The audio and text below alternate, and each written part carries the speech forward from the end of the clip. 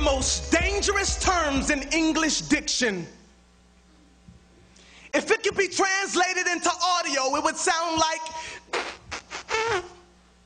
from the saxophone of Lisa Simpson.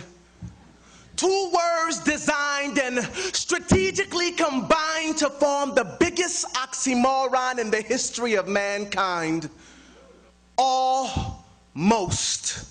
But see, as far as the world's concerned, you could live your life foul and could almost get away with murder if you have a nice smile. You could almost meet folks just to almost sleep around, then stop at your local clinic. Well, you almost had a child. See, almost is no stranger to Satan. Here's proof. He only tells lies when they're almost the truth, and it's amazing.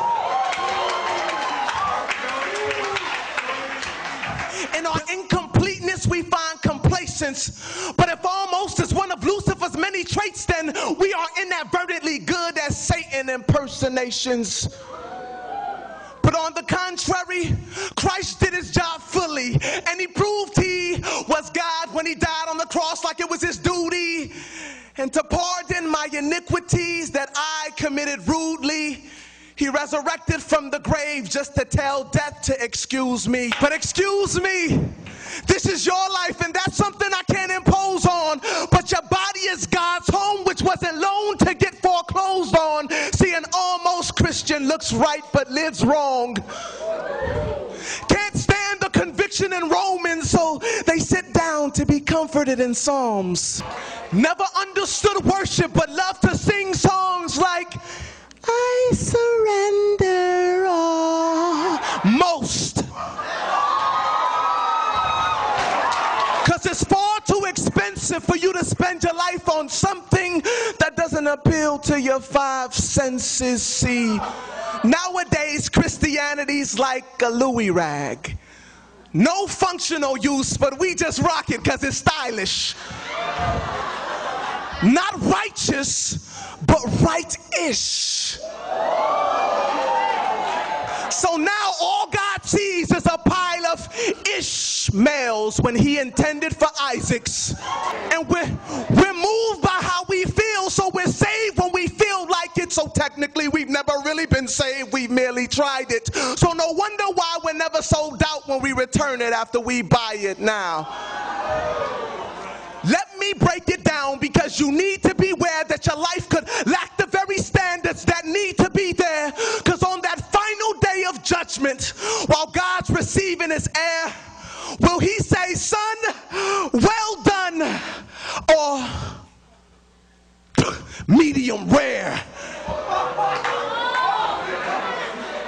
Because even by worldly standards, it'd be highly insane for you to start spending all of your money days before you almost get paid. Like parents, you wouldn't send your kids to a school that's almost safe.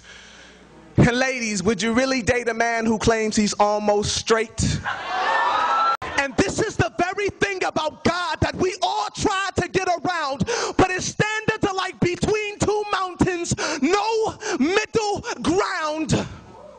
So a halfway life is unprofitable to you, because after all the Sunday services, Bible studies, and prayer meetings, and everything that goes between, God will say, I never knew you. But that's not even the worst part of living your life as neutral. It's that you were once Arctic, but it's your warmness that is causing him to spew you.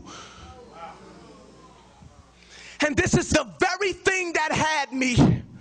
I was bound and held down by the unforgiving gravity of my spiritual reality. I was a Christian, or at least I portrayed the fantasy, with a filthy personal life, but God bless you, brother. How you doing, sister? Personality. I was a male, enveloped by guilt because I was stamped a sinner. I said I was a male, enveloped by guilt because I was stamped a sinner. My message couldn't be received because I didn't represent the sender, yet I was almost delivered. Till that one day that I totally, absolutely, and completely surrendered, I took heed to a modern prophet who proclaimed it was time for change. Now I'm no longer bound to sin, point blank off the chain.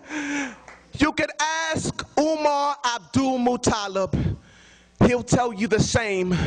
You don't almost go to jail when you almost blow up a plane.